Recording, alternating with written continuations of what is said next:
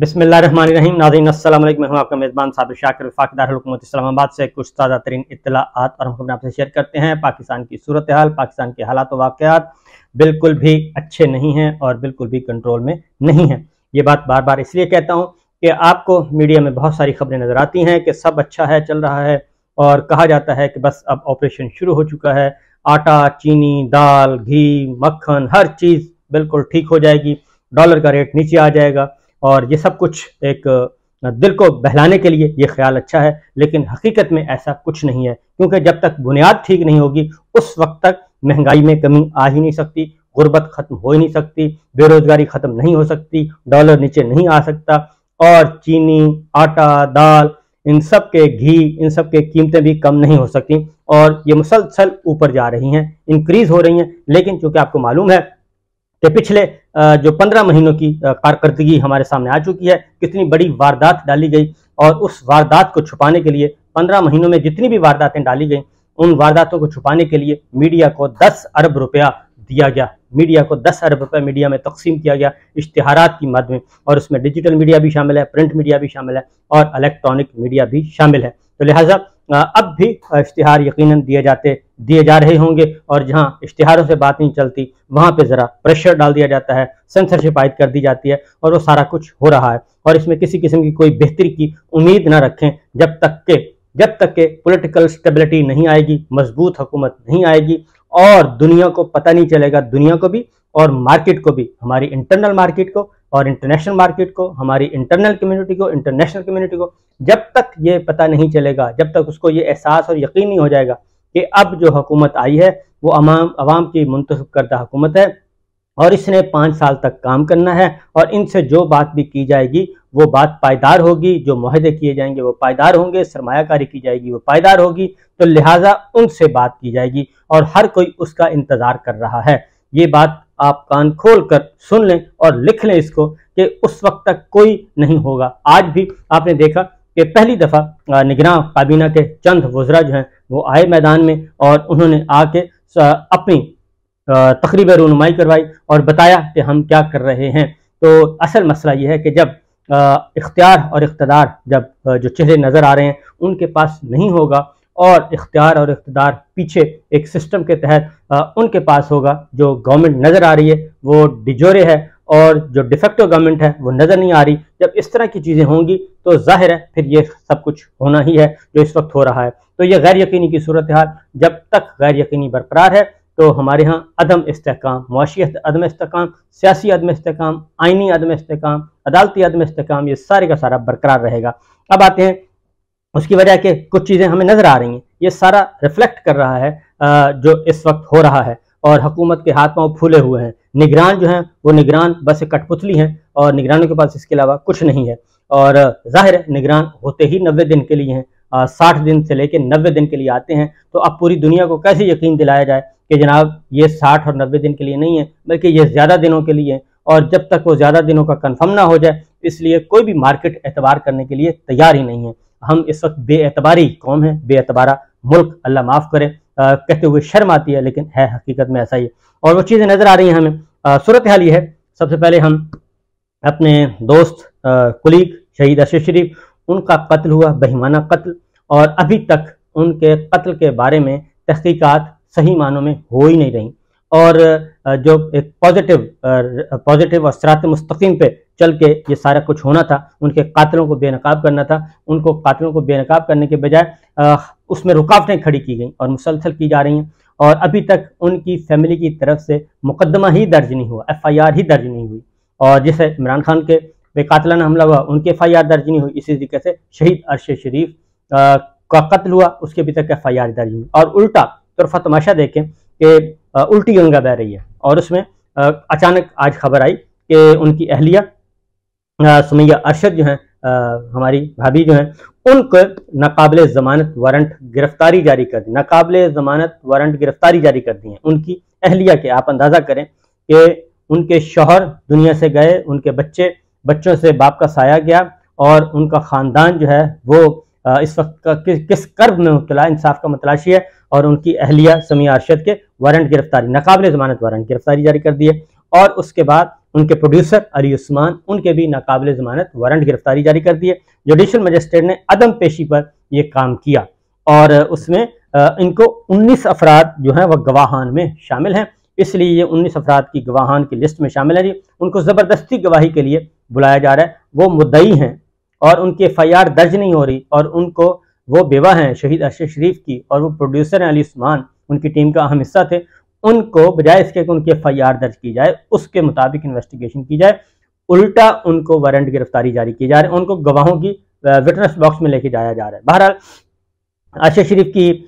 Family نے جو سرکار کی مدعیت میں جو درج FIR ہے وہ مسترد کی ہوئی ہے، سپریم کورٹ میں بھی یہ بتایا ہوا ہے، اور سپریم کورٹ میں بھی آلریڈی لارجر بینچ جو ہے 5 ممبر بینچ وہ اس کو ٹیک اپ کیا ہوا ہے۔ اس میں کورٹ آرڈر ہیں کہ جناب آپ یہ کام کریں، لیکن نیچے سے میں آپ کو بتا دیتا ہوں اس کا مطلب کیا ہے۔ اس کا مطلب بڑا سیدھا سادہ ہے، وہ بتا دیتا ہوں، لیکن پہلے ذرا ان کا پوائنٹ آف ویو سن لیں۔ اہل خانہ اور از خود نوٹس سپریم کورٹ میں زیر سماعت ہے، اور ان کی اہلیہ نے بات کی شہید ارشد شریف نے ARY سے، انہوں نے کہا کہ جی نہ ہی ہمیں سمن جاری ہونے کا علم ہے اور نہ ہی ہمیں کیس کا علم ہے کہ کیس کہاں چل رہا ہے، اور میرے ناقابل ضمانت وارنٹ گرفتاری کا مجھے میڈیا سے پتہ چلا ہے، اور ہماری درخواست پر FIR نہیں کاٹی گئی، اور FIR کا علم نہیں کہ کون سی FIR ہے اور کس پہ یہ ٹرائل چل رہا ہے، اور اس لیے سپریم کورٹ کے از خود نوٹس میں ہر بار پیش ہوتی ہوں، اور مجھے صرف سپریم کورٹ کے کیس کا علم ہے، نہیں معلوم مجسٹریٹ کی سطح پر کیا کیس چل رہا ہے۔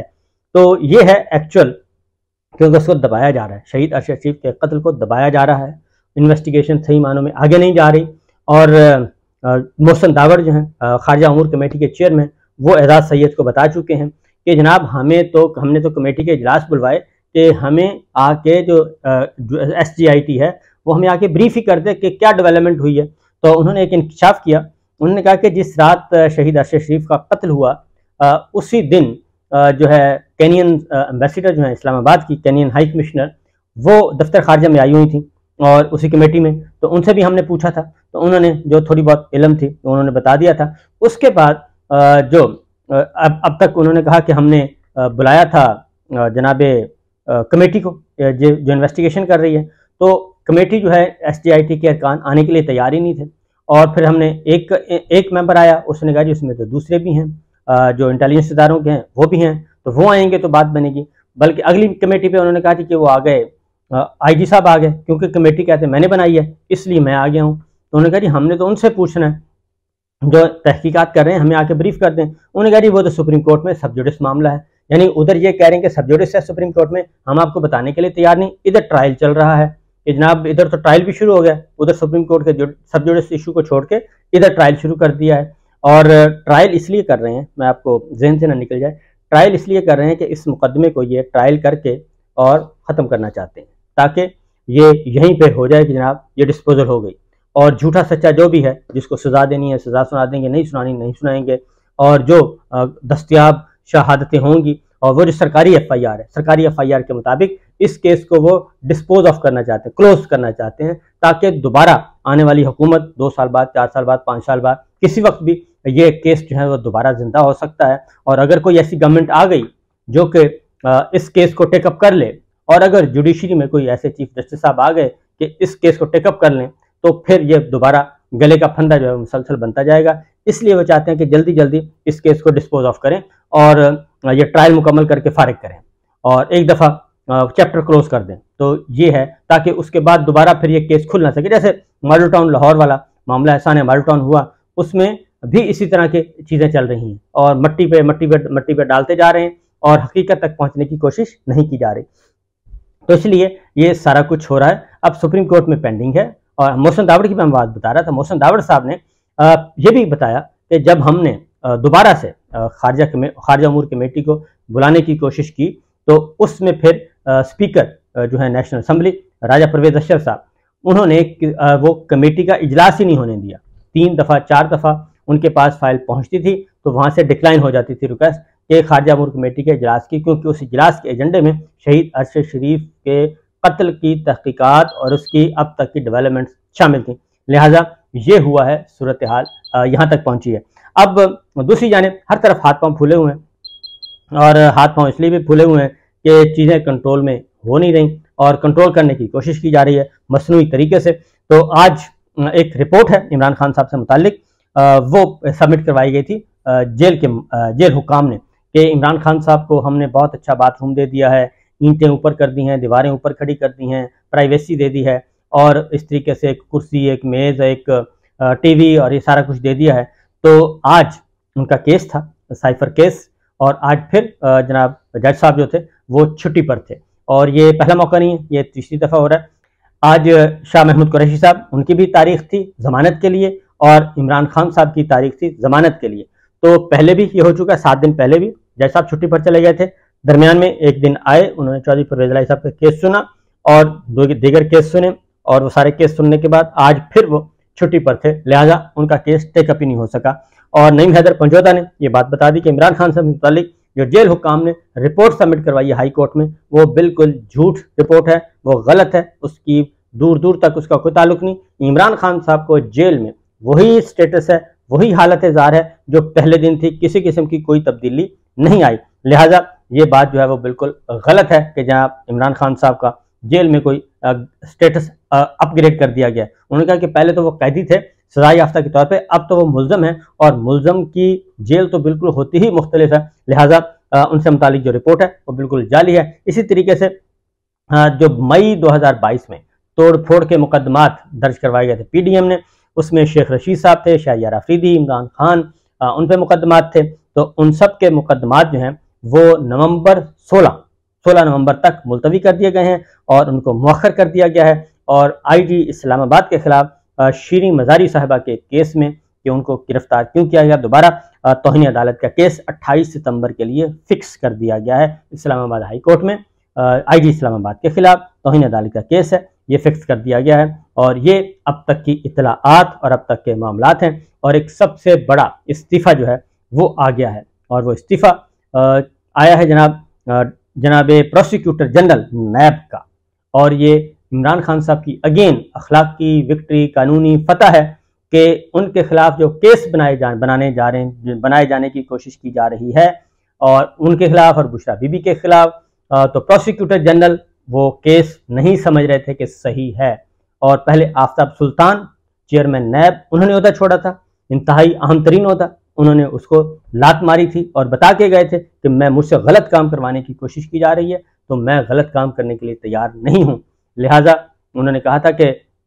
اربوں روپے کے جو ہیں ان کو میں چھوڑ دوں ملزمان کو، اور 10 روپے والوں کو میں پکڑ لوں، یہ مجھ سے کام نہیں ہوتا۔ وہ نیب والوں کو بھی بتا کے گئے تھے، آپ بھی ذرا تھوڑا سا احساس کریں۔ تو آفتاب سلطان صاحب بھی چیئرمین نیب کے عہدے سے استعفیٰ دے گئے تھے، اور انہوں نے اس انتقامی کارروائی کا حصہ بننے سے انکار کر دیا تھا۔ آج پروسیکیوٹر جنرل نیب سید اصغر صاحب وہ بھی استعفیٰ دے گئے ہیں، حالانکہ وہ مارچ 2024 تک تھے۔ انہوں نے بھی